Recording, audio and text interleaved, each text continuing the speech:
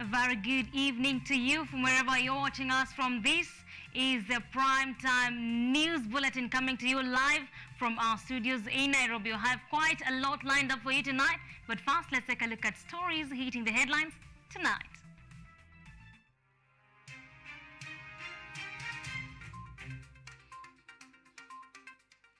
Gachagua says government won't interfere in university management. And not wants a 60% pay increment.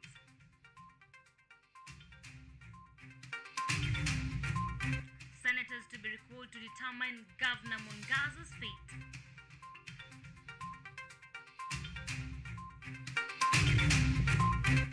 And in the world of sports, Sport Pesa KRU new sponsorship deal. Asha hopes for Shuja.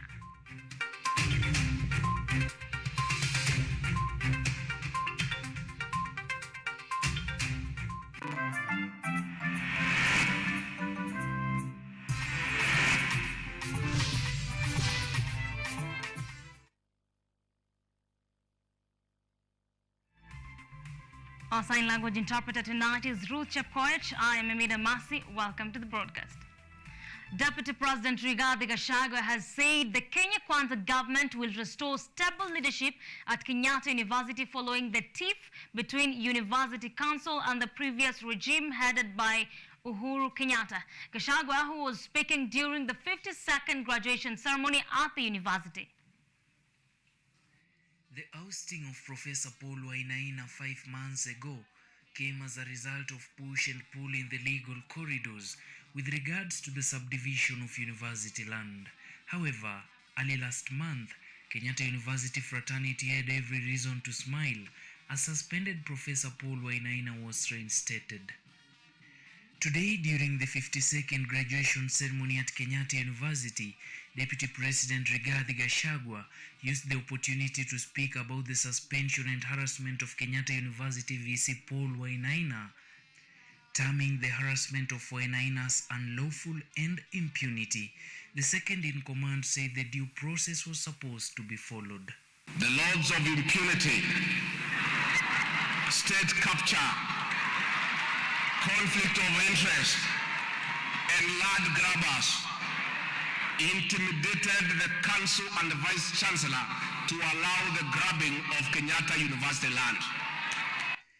The DP, however, noted that the Kenya Kwanza government, together with the Ministry of Land, will follow the constitutional process in settling the issue. We have agreed that the land revert to Kenyatta University, save for 38 acres, that will be procedurally and in accordance with the law be given to the squatters of Kamai.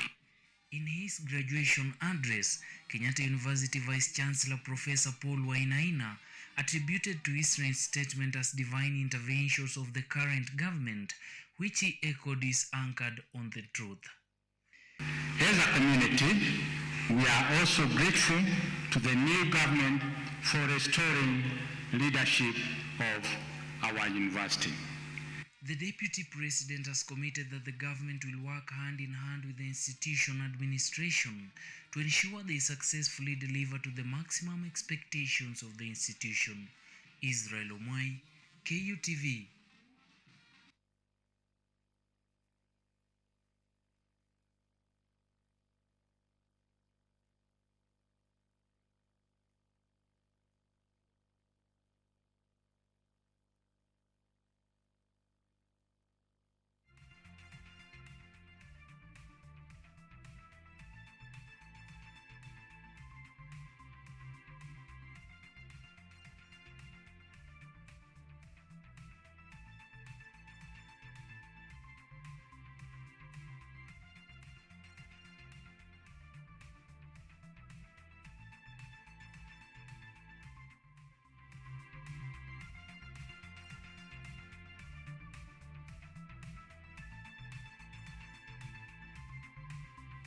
Sorry for the technical hitch. Kenyatta University has held its 52nd graduation ceremony. Over 5,500 graduates have graduated with certificates, diplomas, degrees, masters and PhDs. Deputy President Rigathi Gachagua graced the ceremony with entertainment from Harry Ritchie and other musical bands entertaining the graduates, parents, relatives and guardians of the graduates. The graduates couldn't hold their joy as they celebrated their children's education milestone. Kenyatta University held its 52nd graduation ceremony on 16 December 2022. Over 5,500 graduates were awarded certificates, diplomas, degrees, masters and PhDs. The event, which took place at the university main campus, saw thousands of family members and relatives flocking the institution to celebrate with their children.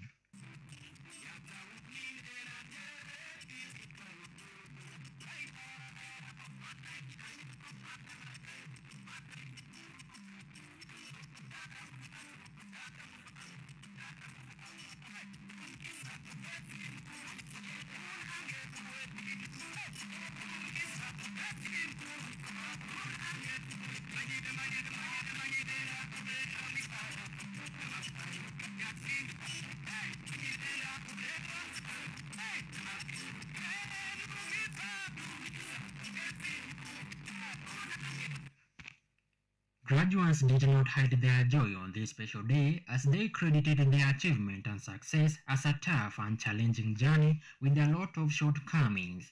But due to their patience and perseverance, their hard work has finally paid off. Okay, majina yangu mimi naitwa Lydia Mary Shiraku and today I'm a graduate from Kenyatta University. I've just graduated from special needs education and I'm really proud of myself after a long way here. Miaka tano si mchezo. Yeah. So it has been here up and downs, but we are finally here. We've made it and I'm so proud of my school and also of myself. Yeah. Yeah. After here, God ametufikisha hapa and from this step I'll also want to see that I also be absorbed somewhere. And also after hapo pia tumeona vile PhDs this round wameongezeka. I'll also want to walk to that mile from the masters to the PhD and move on. I'll be so glad to do that. Yeah. Mazurui, one of the graduates, explains how the COVID-19 pandemic affected their studies, causing them to complete their course in 5 years instead of the normal 4 years. She also said that she is looking forward to begin her masters as she was challenged by the increase in numbers of masters and PhD graduates. Jina langu ni Rafa Hamis Mazurui na nimefanya law na leo nina furaha sana kuwa hapa kugraduate na nina furaha tu, siwezi kuexplain. Yeah, tunapitia changamoto nyingi lakini finally we are here and it's a really happy day. Yeah. Thank you so much.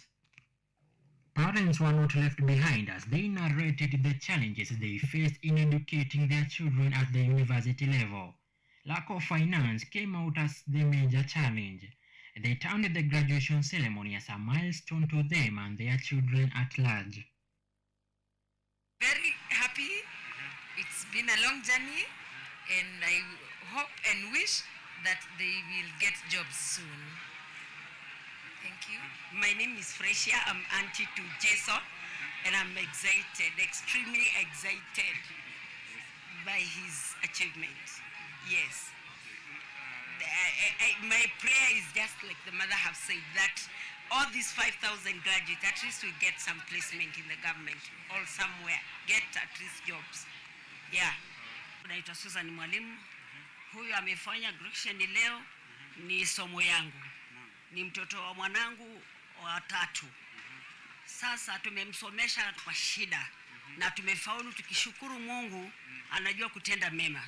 Na nimeshukuru sana kwa mema Mungu amenitendea kwa mtoto huyu, amesoma na akafaulu. Nami nimesema ni asante, nitapata watu wa kunipa chakula. After the long 4 years of studying at the university and finally graduating, parents are hoping that their children will be absorbed in the job market and be of help to their communities. And indeed, hearty congratulations to all the graduates.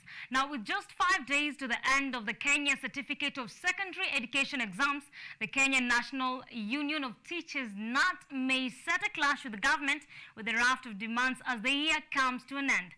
Top on the list of demands is a renegotiation of their collective bargaining agreement to give teachers across the board a 60% pay increment. Our reporter Joseph Thuku with more on that story. Earlier this week, the Kenya National Union of Teachers held its 62nd Annual Delegates Conference in Kisumu City. The occasion offered an opportunity for teachers to assess and reassess their achievements and challenges as a union, with key concerns being on teachers' pay. The demands which are contained in the resolution of the 62nd Annual Delegates Conference of NAT include renegotiation of their collective bargaining agreement to give teachers across the board a 60% pay increment. National Executive Council to pursue a clear return to former counties framework for all teachers who were delocalized. NAT Secretary General Collins Oyo has said the high cost of living has pushed for a rethink of teachers' salaries.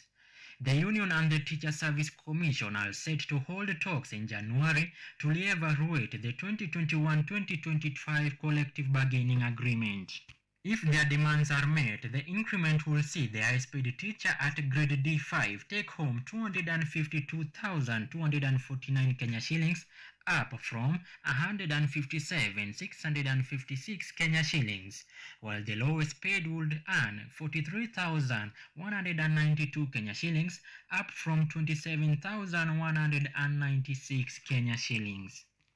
However, Education Cabinet Secretary Ezekiel Machogu called upon the leaders to be realistic and consult widely and ensure that all deliberations have the learners' interests at heart. Joseph Thuku reporting for KUTV. Correctional Services Permanent Secretary Mary Muthoni has challenged parents to take charge of their children's education in a bid to minimize school dropouts in the country. The PS, while speaking in Embu County during an inspection of the KCSE exams, has called for all education stakeholders to join hands in improving education status in the country. Take a look.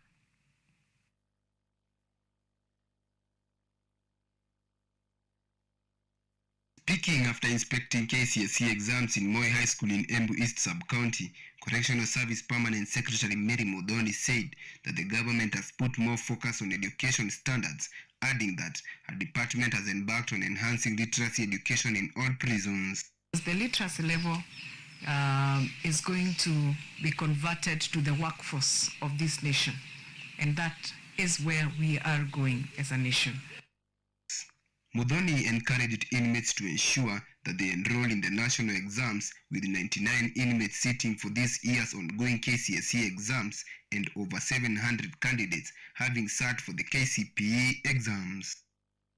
We will love to see a nation of people of intellect, a nation of people with dignity, a nation of people with a lot of patriotism, because they understand what is at stake for them. Eastern Region Education Director William Sugut, on his part, said that they have enhanced security in all education centers to curb leakages during examination period. Sugut added that the region has 141,000 candidates and no case of irregularity has been reported in the center so far. This monitoring is to ensure that we deliver credible examinations at the end of it all, because out of the examinations that we have for purposes of placement, we are also interested in getting character out of our children. And therefore, I wish to appeal to all the stakeholders to ensure that they stick to the guidelines, they stick to the rules that have been given by the Kenya National Examination Council. The exams are expected to test the characters of students so as to prepare them for what the future expects from them. The government is aiming at improving the dignity among students as they transition to the next step in life. KCSE exams began on November 21st and are expected to end in December 23rd, 2022. Edward Nyamu, KUTV. senators will be forced to cut short their Christmas holiday recess as preliminary reports indicate that they will meet on Tuesday next week to consider the motion of impeachment against Meru Governor Kawera Mwangaza. On Wednesday this week, 67 out of 69 representatives in the Meru County Assembly voted to edge out the embattled first-time governor. The ball continues to roll in the matter of impeachment of Meru Governor Kawera Mwangaza after exercising her mandate for only 112 days. The governor has had a bumpy ride with the MCAs who accuse her of arrogance, nepotism, misconduct, abuse of office, among other wrongdoings that senators will now have to hear and decide on. And the governor's continued stay in office under the prevailing toxic environment will inevitably undermine effective and efficient service delivery and thus hurt the interest of the people of Meru County. The Assembly therefore resolves to impeach the governor under Article 181 of the Constitution, Section 33 of the County Governments Act, and Standing Order Number 65 of the Standing Orders of the Assembly on the following grounds. Number 1, nepotism, illegal appointments, unlawful dismissals, and usurpation of the Constitution and statutory functions of county organs.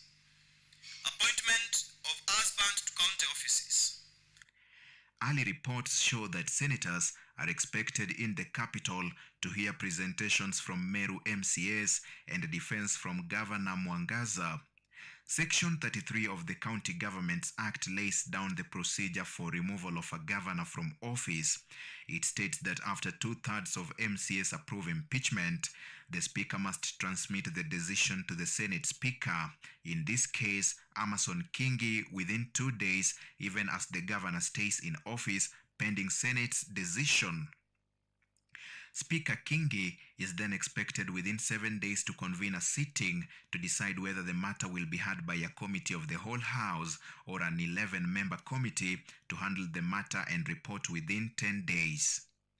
The 47 elected senators will at the end of it all vote to convict or acquit the governor. Miscarriage of the impeachment attempt at the Senate means that another impeachment motion can only happen after 3 months.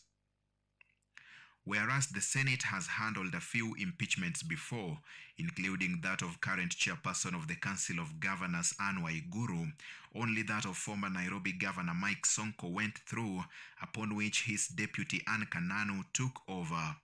Dennis Omondi, KUTV. Now, just a day after the impeachment of Meru Governor Kawera Mwangaza, residents in the county have expressed mixed reactions over the exercise. The governor was impeached after 67 out of 69 members of the county assembly voted in favor of her ouster. However, Mwangaza has reached through her Facebook page saying that the exercise was sponsored by her adversaries, adding that she will remain steadfast in fighting for her people throughout the exercise. Take a look. Tumejaribu na tumethubutu sana kumsaidia gavana wa Meru. Tumemwambia vipengele vya sheria ambavyo hafai kuvunja, lakini akatia masikio nta. She should not hide behind gender that it's because she's a woman that MCAs are hosting her out. It's because she does not follow the law. She does not know the law. So please somebody tell Kawera that she should not hide behind the skirt. So please do us justice as the county of Meru, and Omologio will agree with the MCAs to give us the development that we deserve as the Meru County people. Tuambie, tunataka kutuma ujumbe kwa seneti. Tunaomba waweze kuidhinisha yale ambayo wabunge wa county ya Meru wameweza kupitisha. Kuna service anatoka mara hapa anaenda pengine kutafuta tu, ni kama anaona tu ni wakati wa siasa, na wakati wa siasa ulipita. Maneno ya kuimpeach ingawa mimi naona si sawa na ilikuwa invalid. Sasa ngapa naona aendelee. Hata wakimpeleka Senate iangalie ione hakuna makosa iko. Ni makosa ya kuwekelewa tu. Kulisofu county kama haitawezekana account ilisobiwa yote, tuende kwa uchaguzi tena. Tuanze kuchagua wote tena. Yule ataingia atuwakilishe huko. Power belongs to the people. Power belongs to the people. Initiative ya collection of signatures, hakuna kiongozi yeyote aliyetuzaidia kufanya ni initiative ya mwananchi. Sisi wenyewe ndio tumejipanga na mwezi moja umepita, tumekuwa tukiendelea na hii exercise. Kulingana na sheria, gavana wetu lazima tupatie cover letter kusupport hii signature zetu ambazo tumecorrect. Na tuko sure sababu gavana wetu ni mtu wa kusikiza, ni kiongozi wa kusikiza kila Meru. Sisi tuko hapa kama wa Meru, kama wakaaji wa Meru. Tutapeleka ombi letu na tuko na imani. Sababu gavana yetu ajuangi mrebo mgani ama mrego huu. Yule anamsupport au anamsupport, as long as unatafuta kitu kisheria. Tuko na hakika ya kwamba sisi tukiomba gavana wetu cover letter ya kuwekelea juu ya hii signature zetu, atakubali na atatupatia sababu tunamwamini ni mfuata sheria. The High Court of Kenya has today pushed the sentencing of Frederick Leliman, Stephen Cheburet, Sylvia Wanjiku, and police informer Peter Ngugi, convicts of lawyer Willie Kimani murder case, to February 3rd, 2023. The four were found guilty of killing rights lawyer Willie Kimani, his clients Josephat Mwenda and taxi driver Joseph Mwiruri, and dumped their bodies in River Oldonyo Sabuk, Machakos County on June 23rd, 2016. Kimani was defending Mwenda, who had accused Leliman of shooting him for no apparent reason in 2015. Before meeting his death, Willie was a lawyer working with International Justice Mission.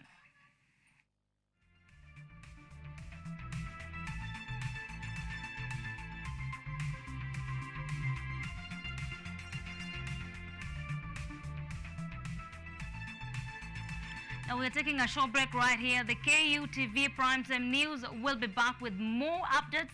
Stay tuned.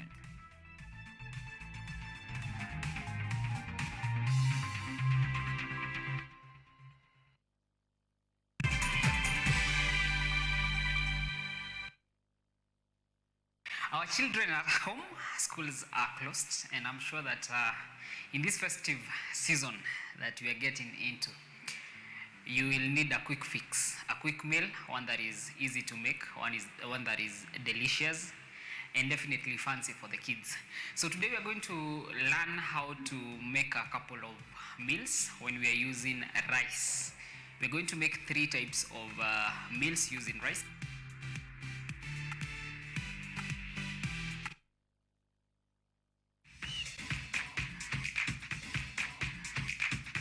Ukiwa na dukuduku la michezo, tunafungua sanduku la dukuduku kwa ufahamu zaidi. Kila danadana, mitimko, mifiatuko na harakati zote ugani, sisi ni wako mwandani. Kukurukakara zote nyanjani, haziwezi kuangaziwa zaidi ya micharazo michezoni. Mimi mwanaspoti wako matata Peter Pinches Mwaora, ndakuwa na jopo lenye maarifa sufufu, nikufahamishe na nikuburudishe wewe shabiki shakiki, kwa uhakiki na kindakindaki.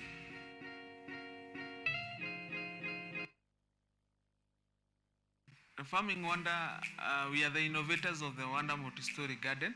It conserves water from a space that you can grow 6 plants.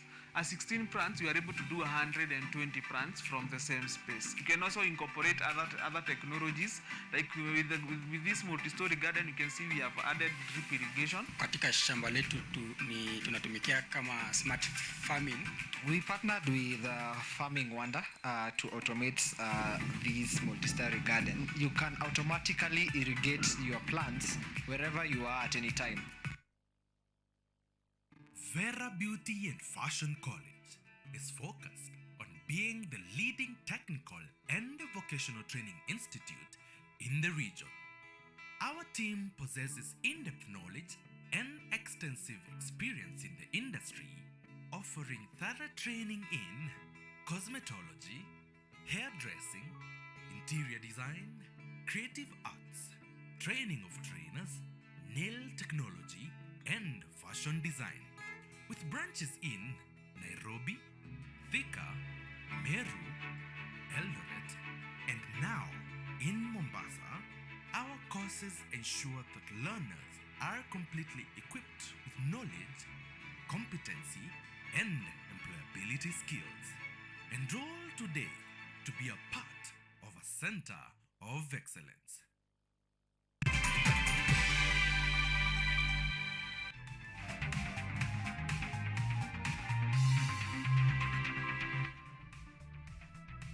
Welcome back. Rosemary Alaki Mboya, the first daughter of Kenya's independence politician and former minister Tom Mboya, will be buried on 22nd of December 2022 at Kakola village in Kano, Kisumu County. Rosemary died on Thursday while undergoing treatment at Coptic Hospital in Nairobi, where she succumbed to breast cancer. Family and friends continue to mourn the demise of Rosemary Aleki Mboya, the eldest daughter of freedom fighter and independence-era pioneer minister Tom Mboya. Rosemary died at Coptic Hospital on Thursday, where she was receiving treatment after a 4-year battle with breast cancer. Rosemary was born in 1953 to Tom Mboya and his wife Margaret Ogweno, a school teacher with whom he had tied the knot in a traditional marriage. Just as much as her father was into education, Rosemary appeared to have immersed herself into it and even graduating in the United States of America. She once served as a branch manager for Standard Chartered Bank in Ruaraka. She also loved performing in arts and serves as a thespian, at one point a director of Kenya Broadcasting Corporation (KBC). Rosemary will be laid to rest on December 22nd in her ancestral home at Kakola village in Kano, Kisumu County. May Almighty Lord rest her soul in eternal peace. Auma Evans for KUTV, Nairobi. May her soul rest in peace. Now, the Salaries and Remuneration Commission (SRC) has insisted that counties should build the official residences for governors, their deputies and county speakers by January next year. The government is estimated to have spent close to 1.5 billion shillings on house allowance for the officials since 2013. SRC chairperson Lynn Mingich has insisted that counties head up to 30th June 2022 to actualize the plans, with deadline having been pushed forward twice on the move aimed at saving public funds. However, some governors are not keen on the plan, including Nairobi's Johnson Sakaja, who wants his 500 million allocation directed to other projects.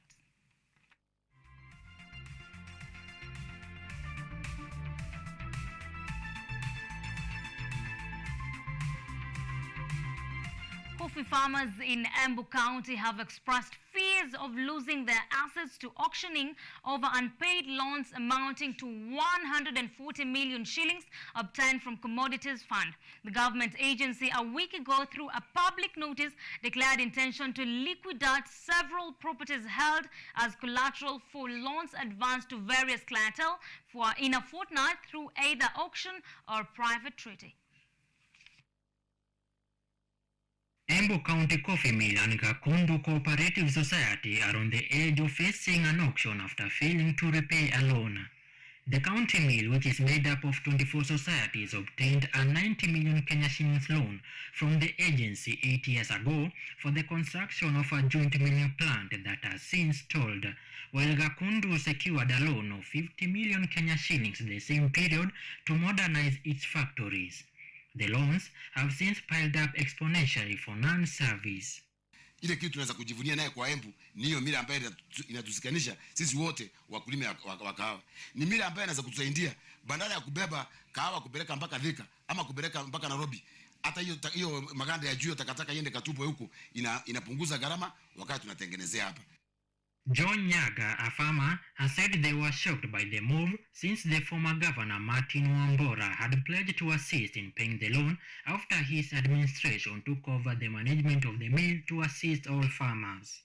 Wakati tulikuwa tumeanzia kujenga hiyo factory, tulijenga, halafu county council ikaja ikaangalia ikaona tumefanya mzuri, wakasema watashukua hapo, waendelee na kujenga mahali tumebakisha. Sasa nilisikia ati huyo gavana hakuendelea kulipa hiyo loan. Gakundu Farmers Cooperative Society Chairman Robert Duigia said their loan went to improve the infrastructure of the society's factories to increase efficiency, but farmers were unable to repay after the production declined owing to wrangles and weather changes. Kilo zilikuwa milioni 3, milioni 2.5 kwenda milioni 3, lakini imerudi chini mpaka 1700 yenye iwezi sustain madeni yenye society iko nayo. Kwa hivyo ningeomba serikali tafadhali isaidie kwa hii mambo. Governor Cecily Mbarire has promised to take up the matter with the Ministry of Agriculture with a view of seeking a waiver to help them get back on their feet. Nataka kuambia wakulima na members wa hizo factories na hata members wa Muroe kwamba nimeweza kupata appointment na Minister wa Agriculture ambaye anaitwa Linturi. Tutakuwa tunamuona on Thursday tuangalie hiyo maneno, kwa hivyo wasikue na hofu. Affected farmers have expressed concern over the matter and have appealed to both the national and the county government to save their assets from auction. Joseph Thuku, KUTV.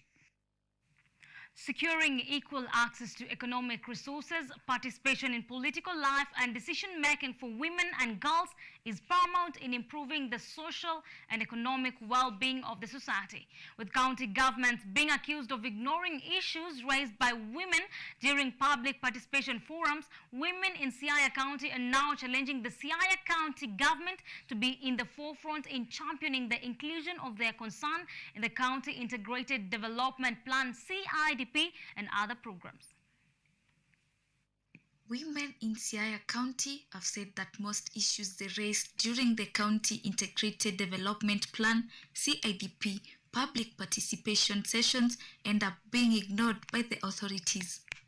Speaking during a meeting in Southeast Alego Ward, the women under the umbrella of Siaya Muungano Network said they will this time monitor closely the preparation of the plan and subsequent budgeting process to ensure that their issues are well captured.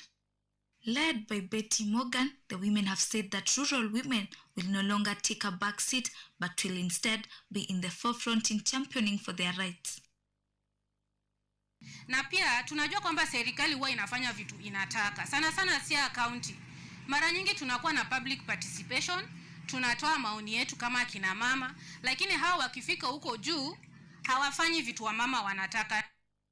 Speaking during the meeting, Florence Otieno called for financial support to women and other organized groups to enable their members venture into income generating activities. Sasa tukikuja kwa hii kikundi, pengine tunaweza taka hata serikali pengine atutengee pesa, hata kama pesa inakuanga juu kuna pesa ya mama fund, saa zingine hiyo pesa ni kidogo yenye haiwezi tosha mama. Her sentiments were supported by Grace Akoth Otieno and Millicent Akinyi, who called for establishment of talent empowerment centers for the youth and support to the people living with disability. Kulingana na chenye tuliambiwa kutoka kwa county government kuhusika na CIDP, tumekuja leo ili tuweke sauti zetu pamoja, tujadiliane, ambapo ikifika hiyo siku ya public participation tupate ni nini tunaweza kuwawekea. Cha muhimu sana nilikuwa nataka niongelelee kuhusu watoto wetu ambao ni walemavu. Watoto wetu walemavu wamekaa wakiteseka. Tunaomba serikali ikiweza itengee watoto wetu fedha za wazazi wao kufanya biashara. Gender equality, besides being a fundamental human right, is essential to achieve peaceful societies with full human potential and sustainable development. Jacqueline Wanjiru, KUTV. Laikipia County leaders have called on the Independent Police Oversight Authority IPOA and Kenya Human Rights Commission against intimidating security officers when they kill armed bandits.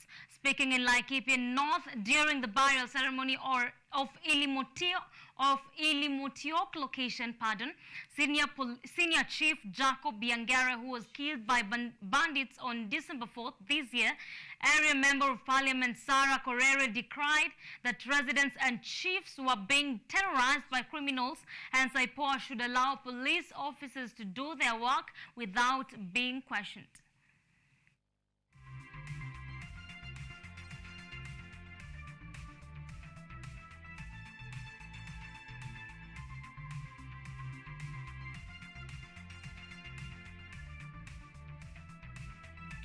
The National Drought Management Authority in Kenya has said that in November, more than 900,000 children under the age of 5 and about 134,000 pregnant and lactating mothers are malnourished. Most of the affected are in Garissa, Wajir and Mandera counties. Take a look. Kenya's National Drought Management Authority in November said more than 942,000 children aged below 5 are malnourished, along with 134,000 pregnant and lactating mothers. About a quarter of the suffering are in 3 counties in northeast Kenya: Garissa, Mandera and Wajir. Wajir authorities say 16% of the county's children under 5 are malnourished, like Catherine Marty's 6-month-old daughter. I brought my child for treatment for this clinic. We don't have enough food. As mothers, we suffer from the drought. The economy is down too, so we appeal to the government for help. Kenyan authorities say the record drought has forced nearly 4.5 million people to seek food aid. Wajir authorities are now pushing screening campaigns and training more healthcare workers to detect early cases of malnutrition. Habiba Ali Maalim is a Wajir County Executive Committee member for health. We currently trained 134 healthcare workers. They'll be able to identify those children who are malnourished and enroll them in our different programs. Another issue is that we have stabilization centers in 6 sub-counties, and currently we are admitting those children who are severe malnourished. To lessen the impact from drought, government and aid groups have been sinking more boreholes and bringing emergency food. But aid groups like Save the Children say the need is too great. In Wajir, we have 191 outreach sites offering nutritional and integrated medical services. We're also protecting livelihoods by providing animal feeds to emaciated livestock. We're also providing cash transfer programs to about 8,000 households across the county. We're doing a lot, but I know this is just a drop of the ocean in the ocean, and it's not enough. Meanwhile, at the Maternal Child Health Center in Wajir, more mothers arrive to seek treatment for their malnourished children. Ahmed Hussein for VOA News, Wajir, Kenya.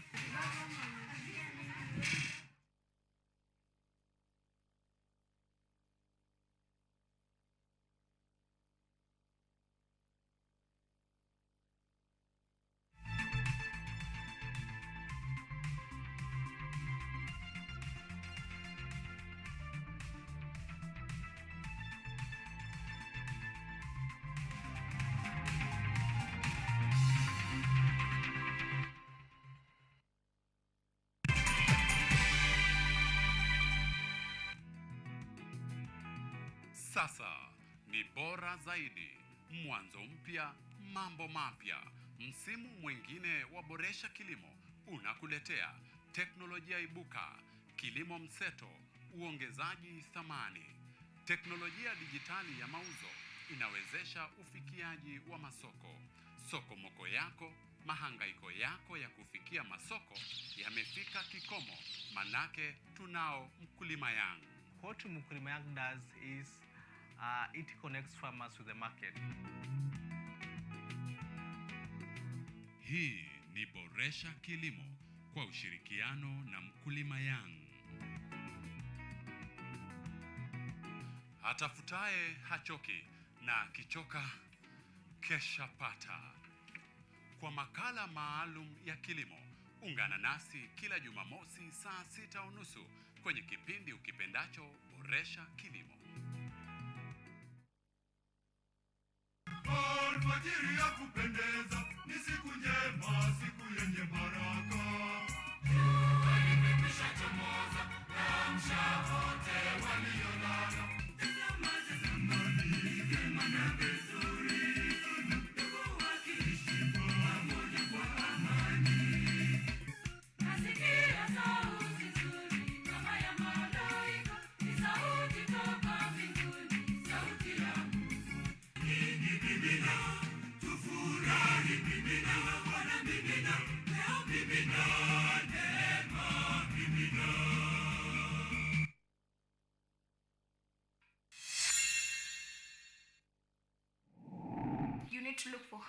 community friends. I'm from Kingston, Jamaica, you know, Portmore.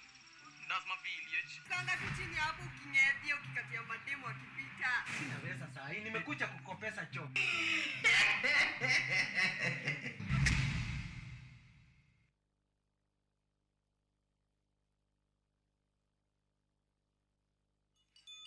Leo nitakuwa nakupa matamu kutoka huku karibu na Watamu. Hapa ni Malindi. Hapa ni Malindi. Yani tutakuwa tunafanya mambo ambayo ni ya jadi. Ngoma za Mwanzele zitakuwa zimetawala kwenye hiki kipindi. Katika mila ya Kigiriama, naam, kuna bwana alikuwa anaitwa Kombe Waunda. Haswa. Yeye ndiye alianzisha hii dance. Hii dance huchezwa wakati wa Jumamosi na wakati wa mavuno pia. Wao wanaitwa wanavuna, alafu kwa baada ya mavuno pale kuna kitu wanagawanya wao.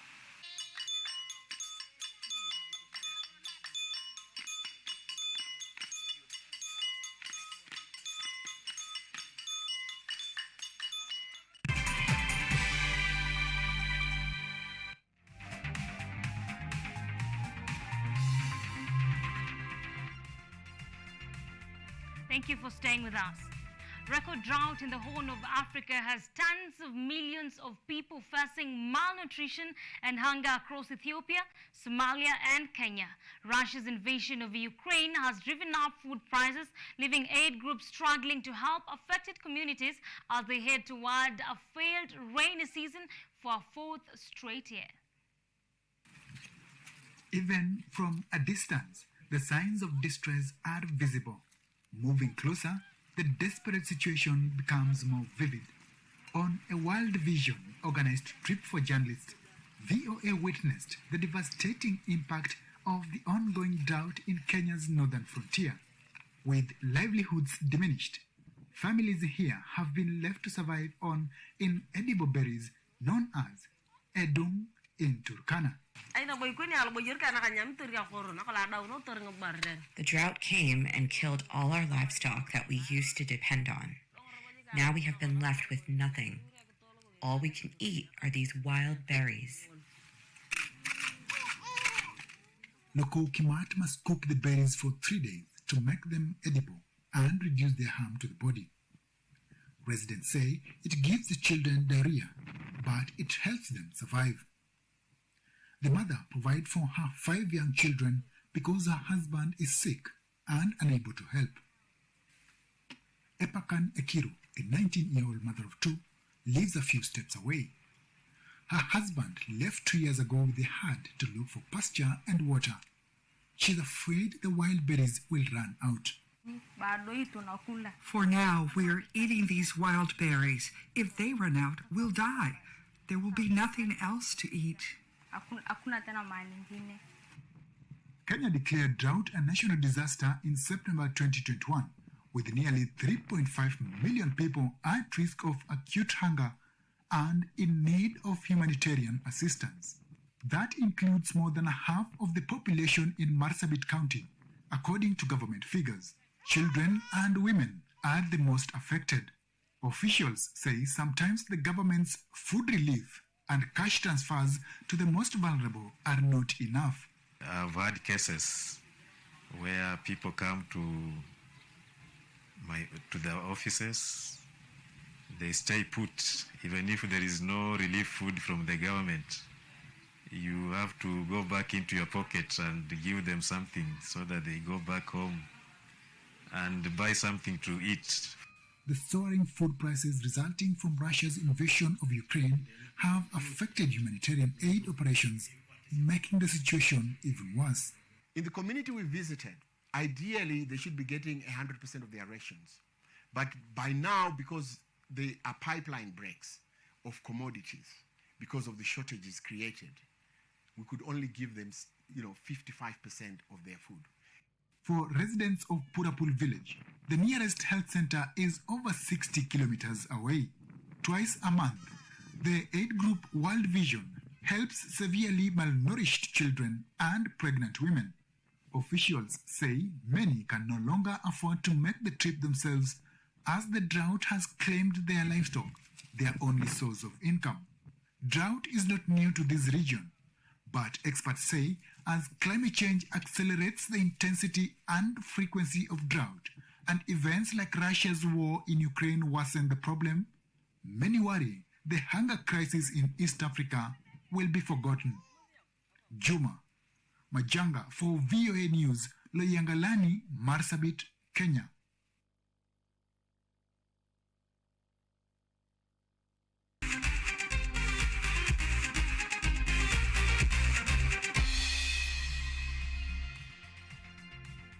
Let's look at the sports world. Shuja head coach Damien McGrath is optimistic of a change of fortunes after giant betting firms put Pesa struck a new 126 million sponsorship deal with Kenya Rugby Union. According to McGrath, Shuja has been reeling on financial crisis, with Kenya Sevens having gone for 3 months without salaries and allowances, with the team struggling to gather players on the plan.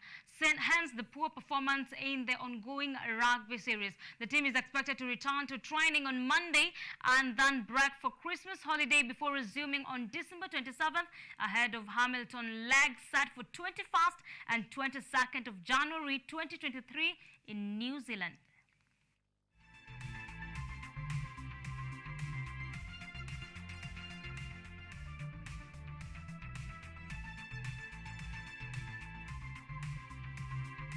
Portugal men's national team head coach has stepped down following their World Cup exit after Portugal's 1-0 defeat shock on Morocco in the quarter-finals in Qatar.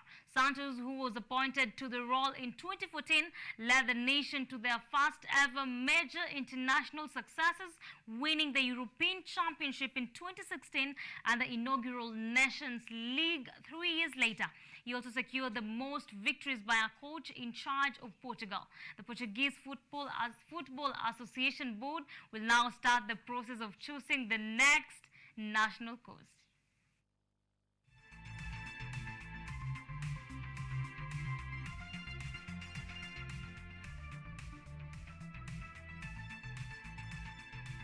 Holland's Simon Marciniak will be the first Paul to referee the final of a World Cup match. Marciniak will referee Sunday's World Cup final between Argentina and France.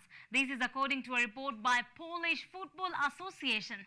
Marciniak, who officiated his first World Cup match in 2018 in Russia, will be joined by assistants Paweł Sokolnicki and Tomasz Liskiewicz. Qatar's Abdulrahman Al Jassim will be in charge of a third-place match between Croatia and Morocco at the Khalifa International Stadium on Saturday, and will be assisted by compatriots.